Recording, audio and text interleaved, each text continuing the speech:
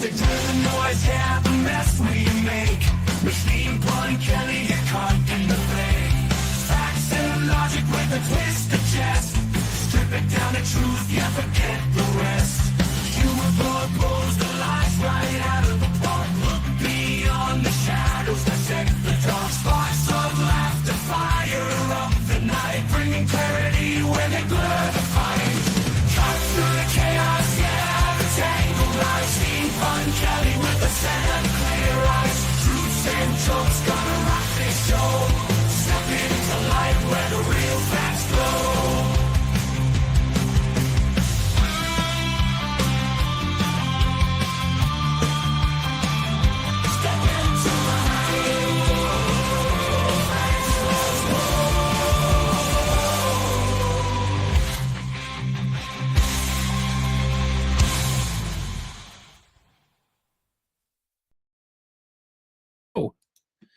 And welcome to the Pun Show. Hope you're having a wonderful day. Sorry I wasn't available to broadcast yesterday, but long COVID had me feeling things that I didn't like feeling, so I just stayed in bed. Anyway, in case you haven't heard, Donald Trump had a speech last night. Sort of like that. It was a very weird, long, ranting, lying speech. He told many lies.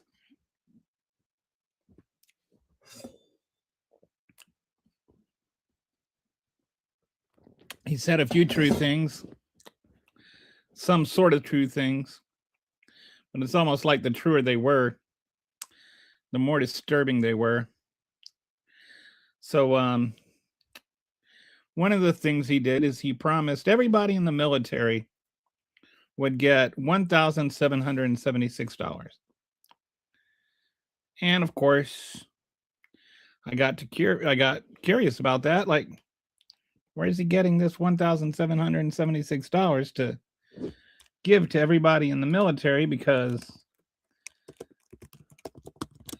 that's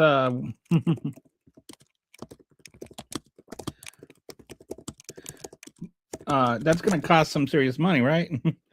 About $2.6 billion.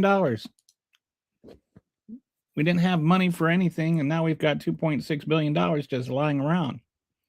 Now, he said it was from the tariffs, which, by the way, if they were from the tariffs, that's not money that was lying around. That's money that came from people that went shopping. So, like, I wish he would stop referring to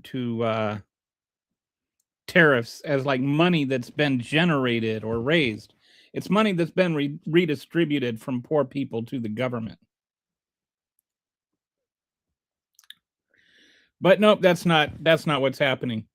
This is, if you haven't heard this, it's money that was supplemental to the housing allowance. If you're ever in the military, you know what the housing allowance is. Some people live on base, some people live off base. Depending on where you're at, you can be waiting to get on base or off base. Some places there's not enough on base housing, so you're kind of forced to live off base until you can get on base. Other places you might be on base because they have plenty of sufficient housing, and you have to wait to get off base. But anyway, if you're living off base, you get a housing allowance. And if you're living on base, you don't get a housing allowance because you don't pay rent. You also get, like, if you're off base, you get a food allowance. If you're living on base, you don't get a food allowance unless maybe you're in base housing, or like if you're in base housing versus in the dorms. If you're in the dorms, you get a meal card and you go to the chow hall and you get your food there. It's all, you eat for free, but just where you eat is a little bit different. Well, this is right now, there are people that live off base that are in the military, and they pay their rent based on the housing allowance. And the housing allowance depends on where they live. Like, If you're stationed in Minot, North Dakota, you might not get as much housing allowance as if you're stationed in San Diego, because rent is higher in San Diego than in North Dakota. Now, with rent prices going up the way they are, in the One Big Beautiful Bill Act, one of the things they did, which was actually a good thing, is they actually gave people that were faced with these higher rents, they gave them a supplement to their housing allowance, which, by the way, that's the word that they use. So they're not afraid to use the word supplement when, certain things happen.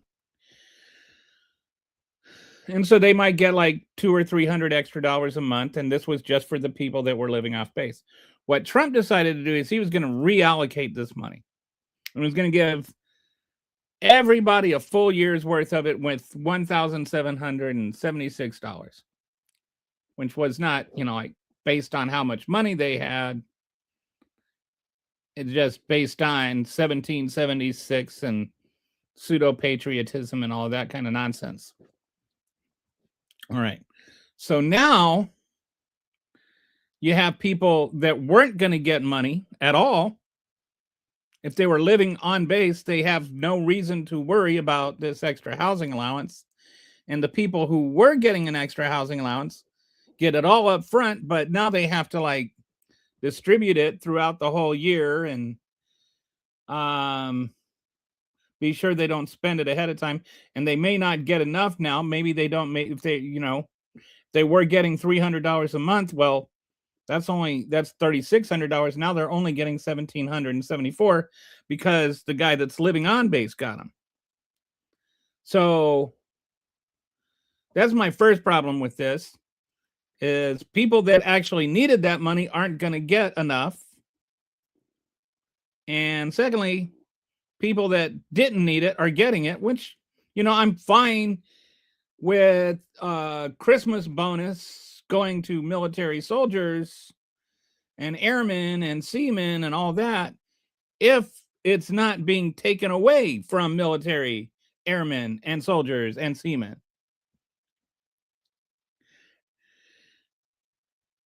But that's what he's doing, is he's taking away, he's robbing Peter to bonus Paul. All right. That's one issue I have. The second issue is I just hate this politicization of the military. And I was in the Air Force from March 1986 to September of 1990. I got out about 2 weeks before there was a freeze because of the first Gulf War, which, nobody knew there was going to be a Gulf War at that time. Anyway, so I was there from 86 to 90. And about 4.5 years, I extended to go to Italy. And while I was in Italy, there was a parade. I want to say it was like around May of 1989. And it was the commemoration of something that had happened during World War II. It was like the 40th anniversary of it, or 50th anniversary of it, something like that, 45th maybe. Anyway, I think it was like when Italy had officially thrown out Germany of Italy or something like that. And so George H.W. Bush, the first Bush, was there and gave a speech. And then there were 2 people that were selected from each squadron on each base in Italy. So whatever service, like, and then there would be like different organizations and, whatever. Anyway, I was one of the 2 people in my clinic that got to go march in this parade for the President of the United States. And to this day, I feel like it was a great honor to be able to go march in this military parade for my country. And after the parade, it was like pretty hot, and we were all in dress blues. And I was just glad I didn't pass out. Some of the Carabinieri passed out. They had on the big black hats. But I didn't pass out. But afterwards, George Bush went around and he just introduced himself to the American troops that had marched. And I thought that was pretty cool that he did that. So he got to me and he shook my hand, and I don't know why he asked me this. I don't think he asked everybody this, but maybe he had a suspicion. He says, did you vote for me? I said, no, sir, but I'm still honored to march for you.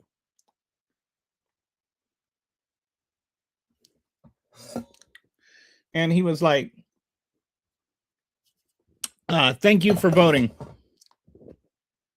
That's the important thing. You did your duty, something like that. And, it's just a mutual respect between a soldier and the president. I was, an airman and the president. I was an A1C at the time. I just had 2 little stripes. And I'm talking to the president of the United States, and he was being respectful towards me. He didn't care that I didn't vote for him. And I thought that's the way it should be. Like that is how things should be. And I've always thought of that when it comes to relationships between the military and the president, whether it's Clinton, whether it's H.W. Bush, whether it was Barack Obama or Donald Trump or Joe Biden, the way it should be is that the president is the commander-in-chief, but even as the commander-in-chief, he does not run the military. He's not in charge of the military. Everyone in the military, up to the commander-in-chief, serves the country and serves the Constitution. We do not serve the president. He's the chief servant of the military. And that's how it should be. That's how it was with George H.W. Bush when he was walking around and he was introducing himself graciously to the members of the military. He was the servant in chief. And Donald Trump is not the servant in chief.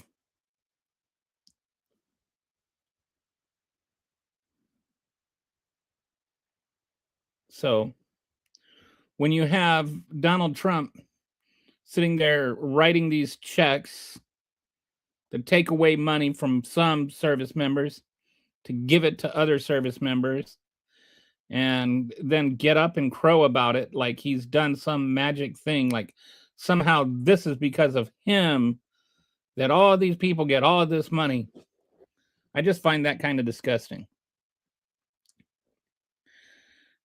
I don't like the idea of a military that serves the man. I like the idea of a military that serves the country. So that aspect of it, just from a veteran's viewpoint, that's mine. And a veteran, by the way, that was honored to march in a parade for a man he did not vote for.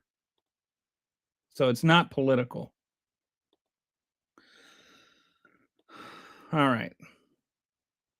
So then what were some, there were so many lies that he told last night that it's almost not even worth going into all of them. He went back into his bag and he talked about the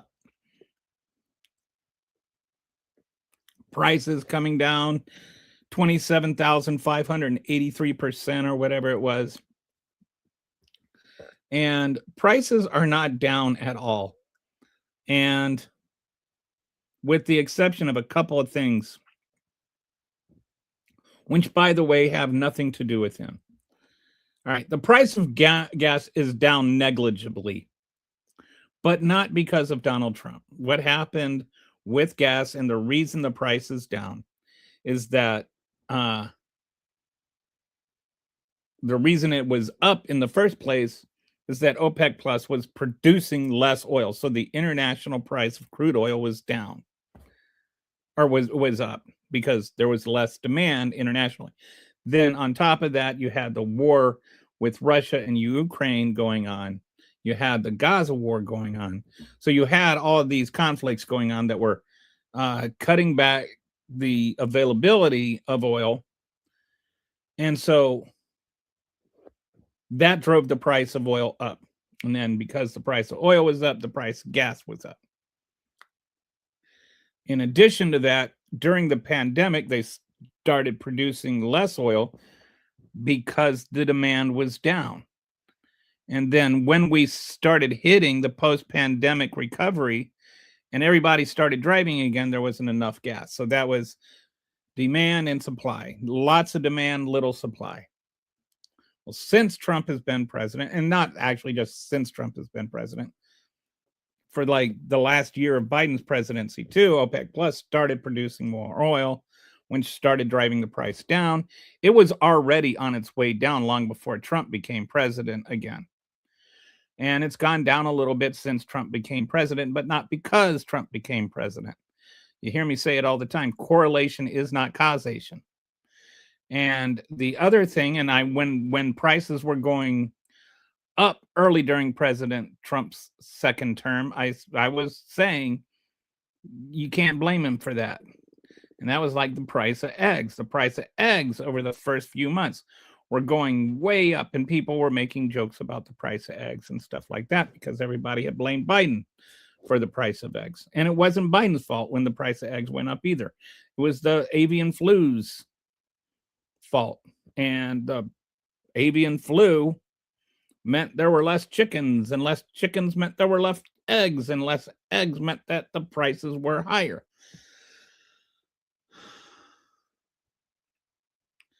The reason the price of eggs started to come down a little bit, and ironically, this is something Trump gets credit for, but it's not something Trump wants credit for, is that he started importing eggs. And, so this guy is starting off all these tariff wars, but the reason, these trade wars is, and all of that, but the reason the price of eggs went down is because we were importing more eggs, which meant more supply. Demand was the same, so that drove the price of eggs down. That's why they went down. Is the opposite of what he's trying to talk about his policy being. But whoever decided to do that decided the right thing. Maybe he never knew about it. So we got some comments here. All right.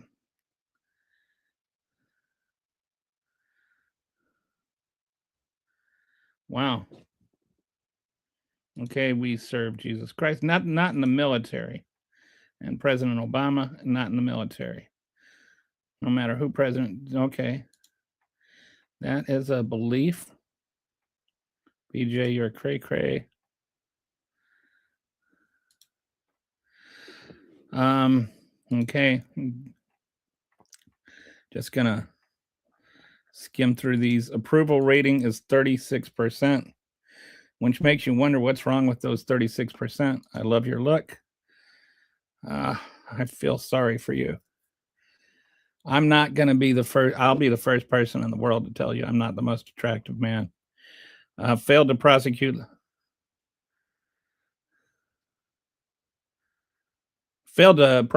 Letitia James because Letitia James didn't commit any crimes. Can't get the grand jury to agree. Failed to prosecute James Comey because James Comey didn't commit any crimes. This is the thing that, like people like they were all like lawfare this and lawfare that about Donald Trump. Donald Trump committed crimes. Like that's why he got prosecuted. He didn't get prosecuted because of the Biden Justice Department.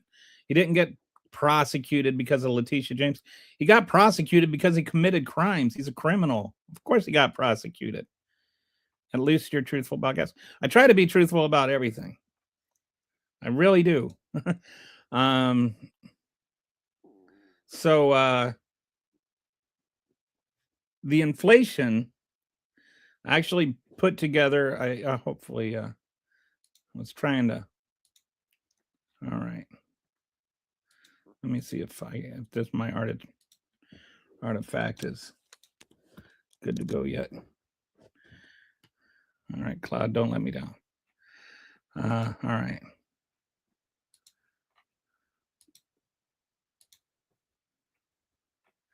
Let's try this.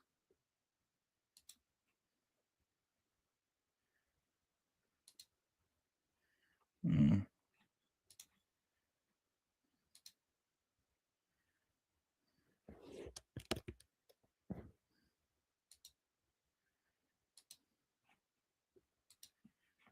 All right, I don't think my artifact is going to come up, so I won't use it. I'm just going to talk about inflation for a little bit and the 2.7% inflation rate. And why I don't trust that 2.7% inflation rate. And there's a lot of good reasons for it. Number one, the data that they use, they generally use the same data from, like consistently from the same places, the same items every month, so that, it's not, it's apples to apples and not apples to mangoes or whatever, or even Granny Smith apples to Red Delicious. Like, what happened though is they fired the BLM director because they were afraid the BLM director was like rigging the numbers because of they didn't like the job performance numbers that they were getting. I mean, this was literally shooting the messenger, except they were just firing the messenger instead of actually shooting them. They never said what numbers were cooked or how or why or whatever. But then we haven't had like an uncorrupted inflation report since that BLM director got fired. And we haven't gotten a new one yet. We've got just like a Trump stooge in her place. And so what happened then, that happened in August, and then September was the last inflation report, but that one had already been kind of put together. Then in October, there was no inflation report because of the shutdown. And this was a bit dicey because in previous shutdowns, this is considered a non-emergency thing that is not automatically funded, but previous presidents, including Trump in his first term, had always just funded it anyway during shutdowns because it's very essential. And so this is the first time in the history of, recording these numbers, we have gone a month without actual data. And so then the number for November is from both September and October, or from October and November. It's not just, it's adjusted from September. So it's 2 months worth of data all wrapped up into one, but it's not the same data. And because, we don't know what that is. And so then the department just said, well, we just, adjusted. This is adjusted data. And we don't know what that means. And they're not telling us what that means. They're being really opaque about where these numbers are coming from. And not all of it's there. And for all we know, they did the same thing with they did with the turkey stunt for the Thanksgiving dinner, where it's like a different basket, but it's not quite the same food in the same baskets, and there's loss leaders in there and all of that kind of stuff. So we don't know. We know how this administration operates. It does a lot of dishonest things, and it does a lot of shady things. And I'm not saying that alone makes them suspect here, because BLM is traditionally non-political. But when you combine the things, the previous person was fired for being honest, the new person is shady, the lack of data, and then this filler data that's a mystery as to what it is, and the Trump stooge in their place, it all is just kind of sussy sus to me. Like, and even when you put all of that together, there's a reason that there was an expected 3.1%. it's not like the private market doesn't have their own ways of looking at these things. And so there's a reason it was significantly lower than what people thought it was going to be, because people thought it was going to be higher for good reasons. And if you've gone shopping, you probably know that prices are not coming down. But also, 2.7% doesn't mean prices are coming down. 2.7% means prices are going up. And they're still going up faster than 2% is what you would want. And in addition to that, we've got this inflation is, or unemployment is the highest it's been in 4 years. And in addition to that, the net number of jobs gained since like the whole trade war was announced is like zero. We were up a couple of months and we've been down, and then we've had job adjustments, but basically we haven't had new jobs.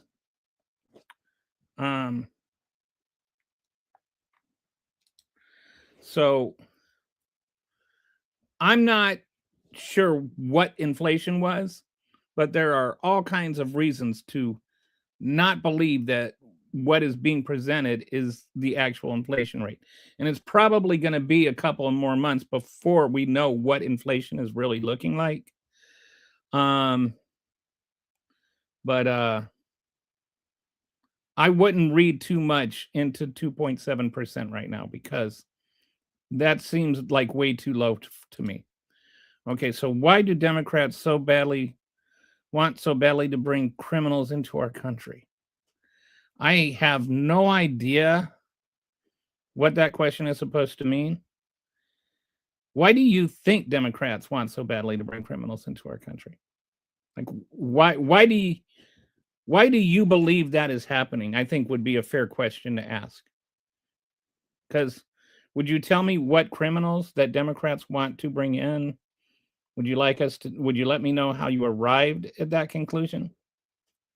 I'm happy to have the discussion with you. I don't have a big show plan today, so I'm open. I just wanted to leave this one open because I've had a steady stream of people that think differently on the show, and usually I've got a thing that I've got all planned out.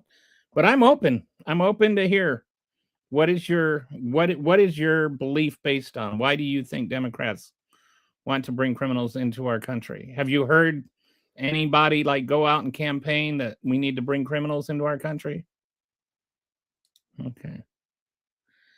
Okay, so we got a "you're an idiot" here.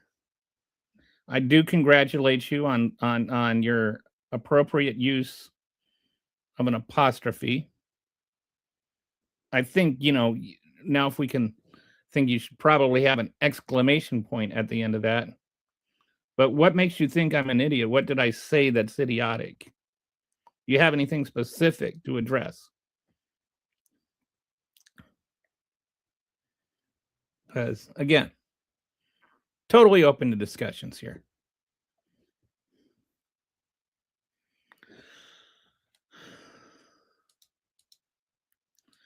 But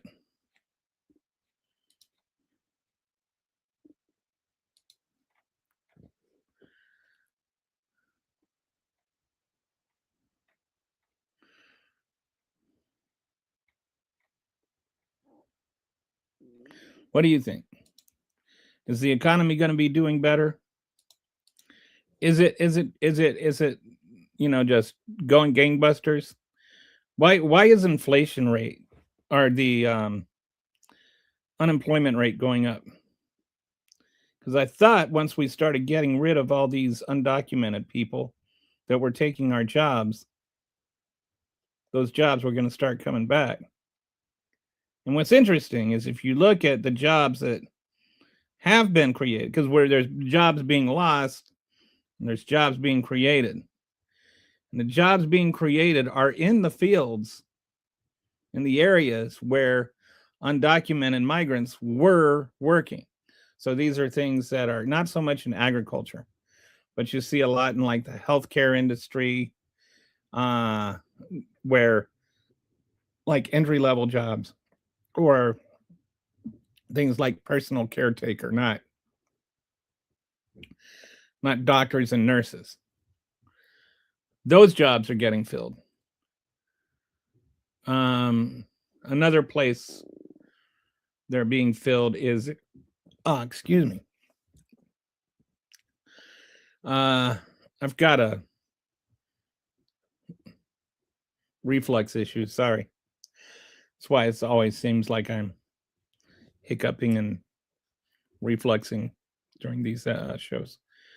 But the jobs that are being lost are more high paying jobs, and the jobs that are being filled are lower paying jobs. And for right now, there's real inflation. Like, people get this confused. They'll talk about like real wages, and they'll compare real wages to inflation. Real wages are wages adjusted for inflation. So if real wages are up, that means that they're going up faster than inflation, which means your money, your dollars have more buying power. And real wages have been going up basically since 2023.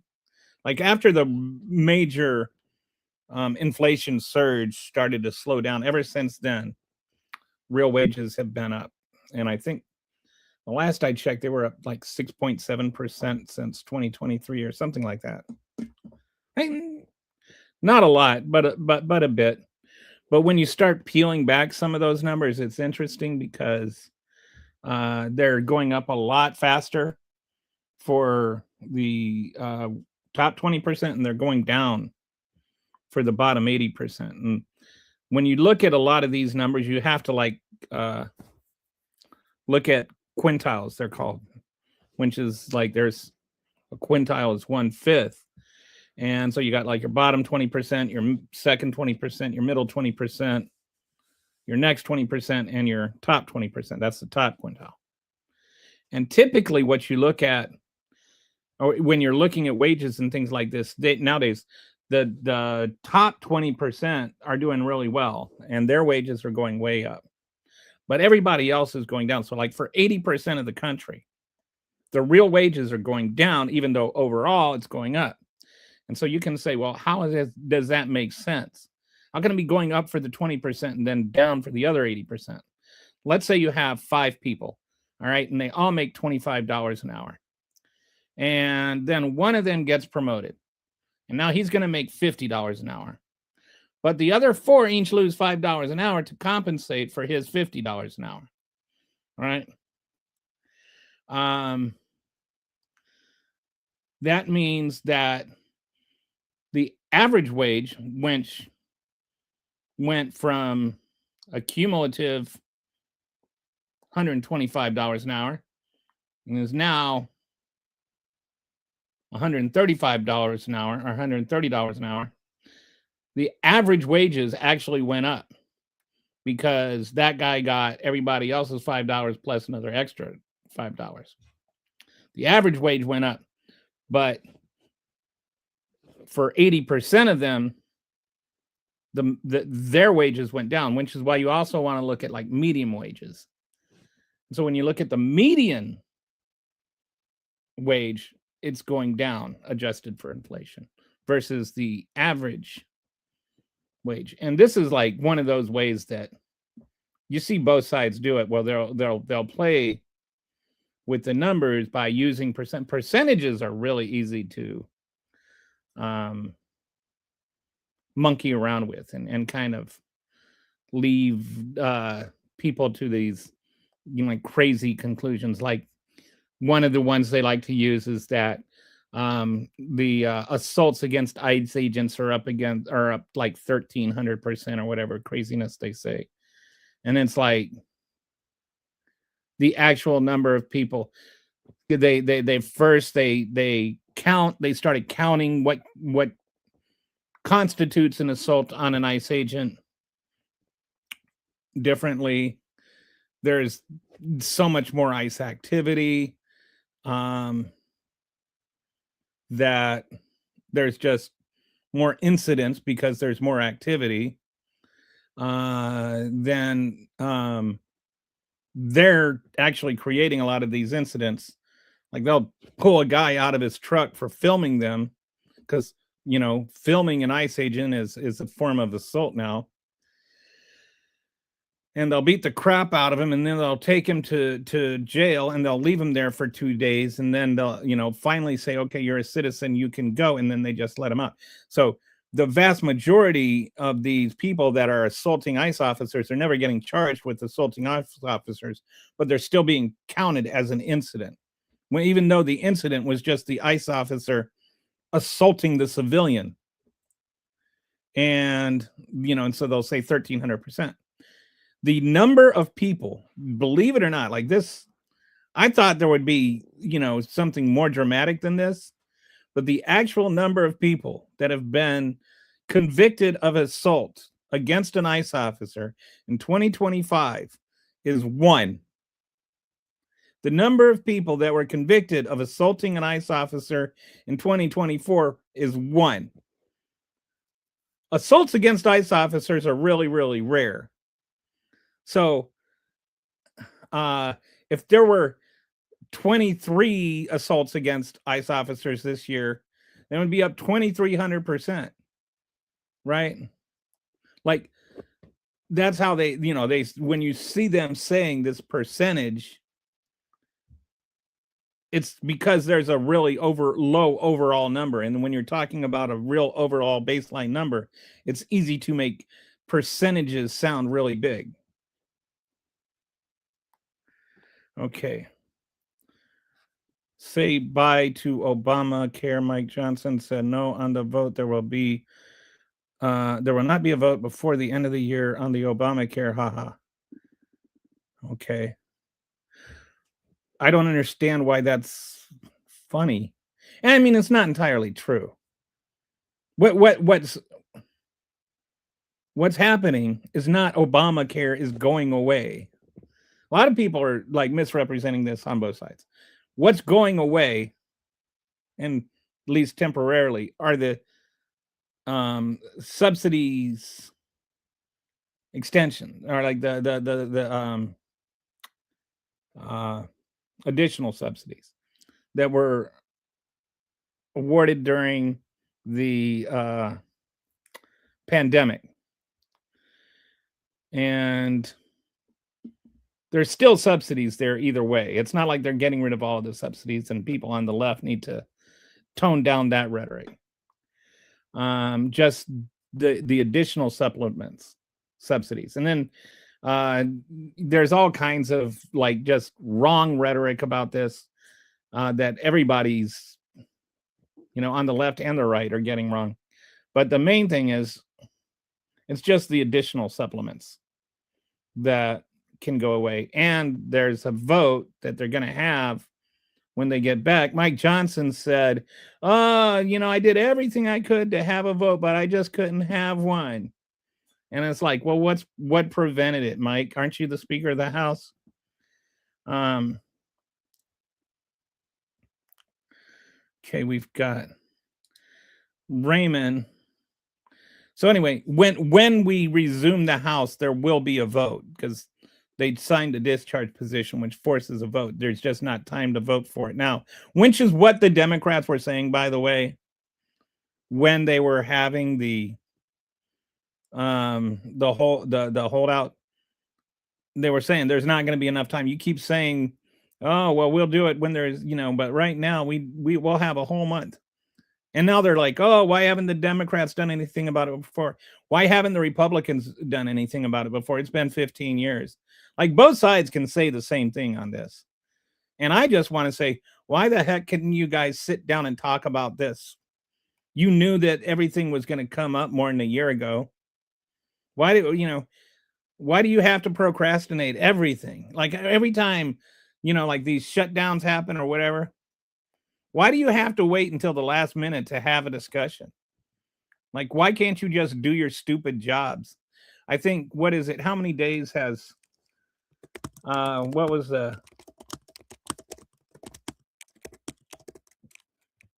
many days has the House been in session this year?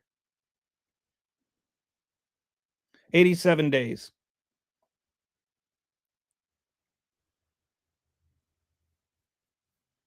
87 days.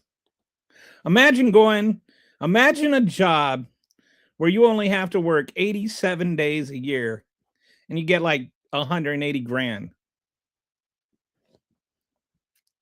It's not bad, right? Okay, President Obama. I don't know what y'all want. Unalive people on healthcare, y'all terrorists. Oh, somebody wants to. He's saying the Republicans want to unalive people that need healthcare. I really wish that the healthcare discussion could happen. Like, what's really wrong with it? This is one of those things where, like, honest discussion is required. Healthcare savings account help nobody. I mean, that's junk. That's like saying that you can get better mileage out of a car by having square tires. I mean, it's really that dumb. Healthcare savings accounts are dumb. They're just dumb. They are dumb squared to the exponent of dumb. Like dumb, that dumb. But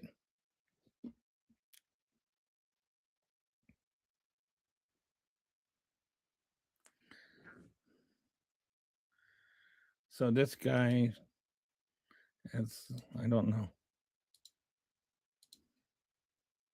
I don't know if this is a real person. Sounds like somebody that's trying to pretend to be a black person and trying to pretend that he is on welfare and being, anyway. When you worked, you put the system. That's why you get free stuff. Okay. He's black. I am black, brother. Okay.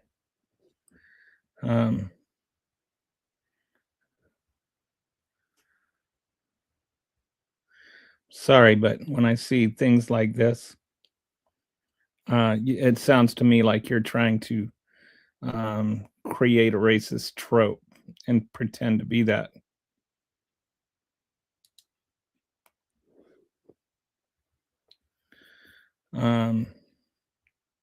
I just don't like racists. Do you have anything anyway?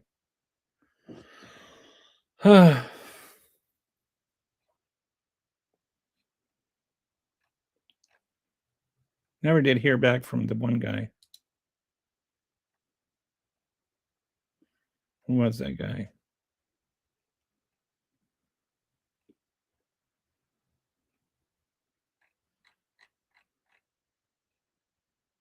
I mean, you might be, but I don't understand why you're saying EBT. Like, oh, you know, I mean,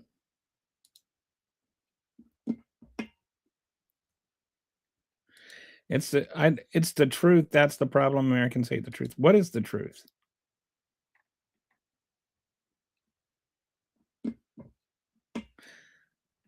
EBT the best. I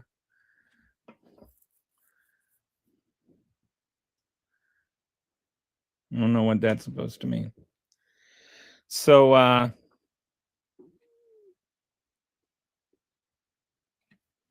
boy.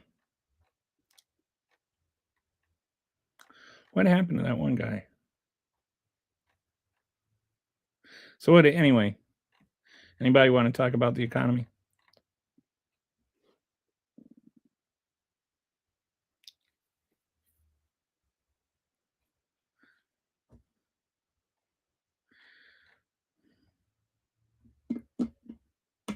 I think that's about all I got today. Not much of a show today, sorry. Didn't really plan one, still not feeling up to anything.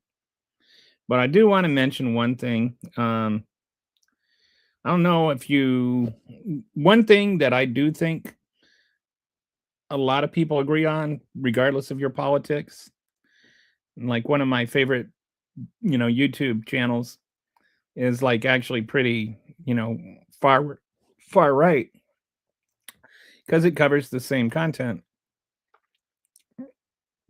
And that's like healthy eating. And I eliminated like all real processed foods from my diet. about a year ago, and I've lost about 60 pounds since then.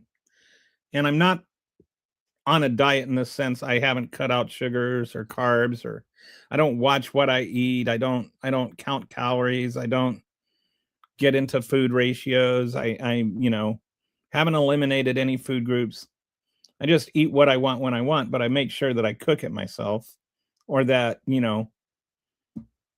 I know what's in it. I Only cans I open are for tomatoes, and then it's just tomatoes for tomato sauce or tomato paste or whatever, because using fresh tomatoes can get kind of expensive that way.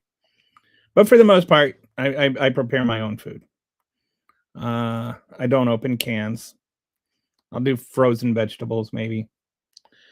But one of the things I've really started doing that I love is milling my own flour and uh, using that to make my own bread. And you will be amazed if you've never had fresh milled flour. You would be amazed how much better bread tastes, or how much bread tastes at all, if you have bread made with fresh milled flour. And I don't use cooking oil that much either. I tend to use a lot more solid fats. I'll use some avocado oil sometimes, but for the most part, I'll use solid fats. I render my own lard. It's really easy to do, and definitely solid fats tend to be a lot better for you than liquid fats, which is not what they've been telling you for years. But I'll grind my own grains and mill my own flour. And there's if you go to Zur, is a great place to get your own grains, and I'll drop a link for that, that you can get a discount. I'm an affiliate there, and so I just want to mention this.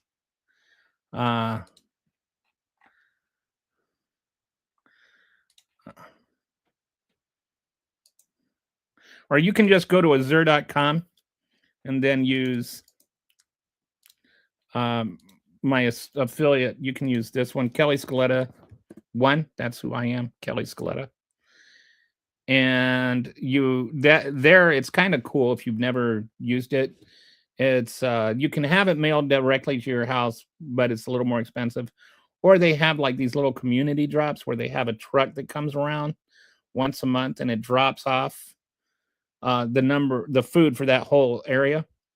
And it's like everybody kind of gets organized and everybody works together to unload the truck. And it's actually pretty cool because you get to meet some people and talk to some people, and it's generally people that are pretty friendly. And it's just it's in an age when it's getting harder and harder to meet strangers. It's kind of a neat way to meet people, and you get your grains and you go home. And like I checked, the prices there are really cheap. I can get a 25-pound bag of organic hard red wheat, for instance, for like $21, which is even cheaper than red flour. Or that like if you ever get like organic bread flour, it's going to be the hard red and that's milled. But the flour itself, like even if you get whole wheat flour or whatever, the nutritional difference is just dramatic between that and fresh milled flour. And beyond that, because you're still missing part of the wheat, even with whole wheat, and also you start losing some of the essential vitamins and stuff. It starts to diminish the nutritional value of it starts to diminish the minute that you grind it.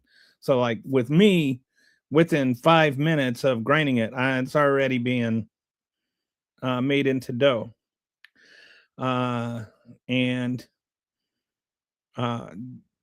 so I get all my grains from Azur. I used to get them from Amazon, and I did a shopping cart in Azur, and it was like $108. for over 100 pounds of grain. And I went and looked for the cheapest prices I could find on Amazon. And the same order would have been $268 from Amazon. So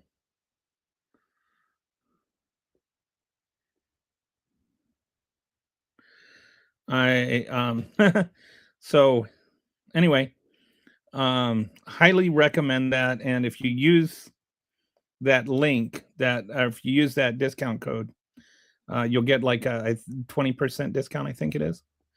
You must eat wheat bread. I do eat wheat bread. Boil eggs. I eat eggs all kinds of ways, and I have not drinking soda pop in a long time. I don't eat anything that's like super duper processed. I mean, I'll eat minimally processed foods, like, sometimes like frozen carrots are actually better than fresh carrots sometimes, because they are frozen as soon as they're harvested, and the fresh carrots you're getting like or might be 2 or 3 weeks old. So sometimes the frozen food and frozen berries are actually better than the fresh berries if you're okay with them having been frozen. Sometimes, you're making stuff that you want them to have not been frozen. Anyway, so Zur.com, if you are looking for grains and stuff, they also have all kinds of other foods and whatnot. And then the other thing is, so I've been making my own bread for like a year, and recently I was always using my KitchenAid stand mixer, and it would get real hot when I was using it. And so I started thinking there's got to be a better way to do this. So I started looking at, they have these stand mixers just for that are more for making doughs. And Nutrimill is, my grain is a Nutrimill. Or my mill is a Nutrimill Classic, and I love that. It's like I just pour in the grain, turn it on, and then I've got flour. It takes like 2 minutes. So I found this one mixer. It's called an Artisan mixer, and so I got that. It was on sale for Christmas. You can still get one on sale. And the bread that I had, my first loaf of bread, I kid you not, it's going to sound like I'm saying this, but the bread was so good. The very first bite I had of it, I was like, oh man, I want to, like tell people about this, but it's like $220 or something to buy one. So I was like, man, it'd be nice if people could get a discount on this if I, told them. And if you follow me on Twitter or Blue Sky, I talk about my cooking quite a bit. So this isn't just like a bit I'm doing. I'm like not, like that dude can cook, quality cook, but I like to cook. And I've been talking about my bread for a while, so you know about this. So anyway, I was like, if I want, I want people to be able to try this bread. And so I actually wrote Nutrimill and said, hey, can I become an affiliate? Strictly because I wanted to be able to people to get a discount. And so if you go to Nutrimill.com and you use the code MPK20 like this, then you can get a 20% discount on anything there. But I even started looking into like why, like I'm me, and I'm, I don't know if you figured this out from my podcast here, but I'm like a guy that always likes to peel the onion and get deeper and deeper into the details. And I was like, why does this thing work better? And it turns out there's actually a real valid reason. And the reason is that the way bread rises is that the yeast eats the sugars, and then it releases them through a gas, kind of like, I say it's kind of like a yeast fart. And that yeast fart, it inflates these like little gluten balloons. Like the gluten stretches out, and then the carbon dioxide is what's inflating it. And so the yeast is eating the sugar from the flour, and then it's farting and it's filling up this little gluten balloon, and that's why you get that puffy, airy dough when you let your dough rise, and that's what causes um, your bread to rise in the oven. What happens in the oven is it goes through a few stages, and the middle stage is when it gelatinizes, and so there's this kind of foamy stuff that develops in this little yeasty fart balloon, and when it gets to a certain temperature, it pops, and then that gelatiny stuff starts to firm up and becomes bread.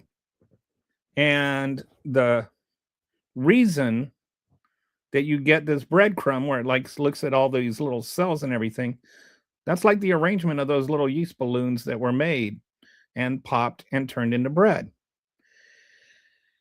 Now, when you make regular bread, or when you make bread with a KitchenAid, it works by it's got its dough hook and it's spinning around really fast and it's slapping the dough against the sides and smacking it around like a boxer.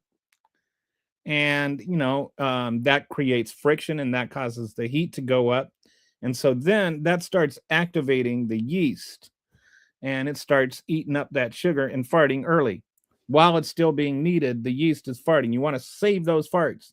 Like, every yeast fart is precious, but what happens is you waste a lot of those yeast farts in a KitchenAid. And and then also, because of the way it's being kneaded, it's developing unevenly. So you're getting all these balloons, but they're going all over the place. They're all different sizes, and they're, that's when you look at your crumb and you get like big holes in your bread, or, the uneven crumb. That's because when it was in the resting stages, it wasn't even. But the artisan,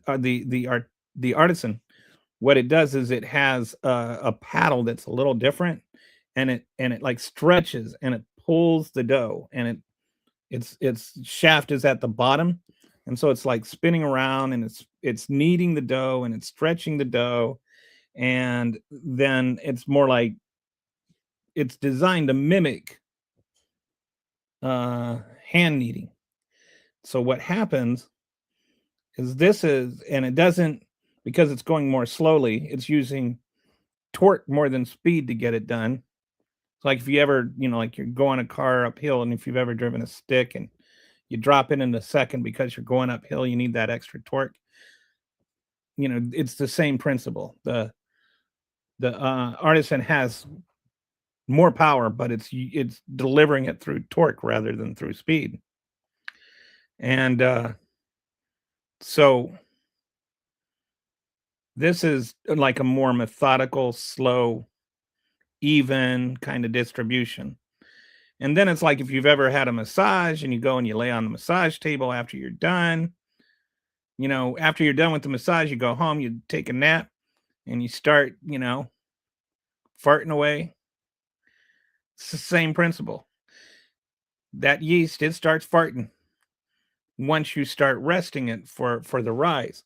So you're saving every single precious yeast fart. So you get a really nice, even dough rise. That means your bread ends up being more even, and it means that you have more control over your bread.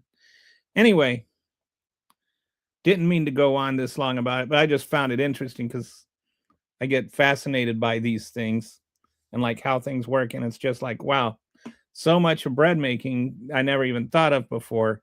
It's just in the kneading process and keeping your dough at a nice cooler temperature, and like making it a slow and even distribution in terms of how it's kneaded.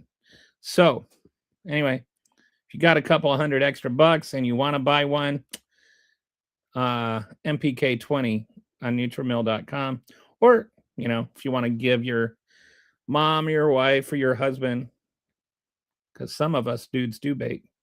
Anyway, you want to give somebody that does the baking in your life a nice little gift, then they would appreciate this. Anyway, that's enough for today since we're not getting any more comments.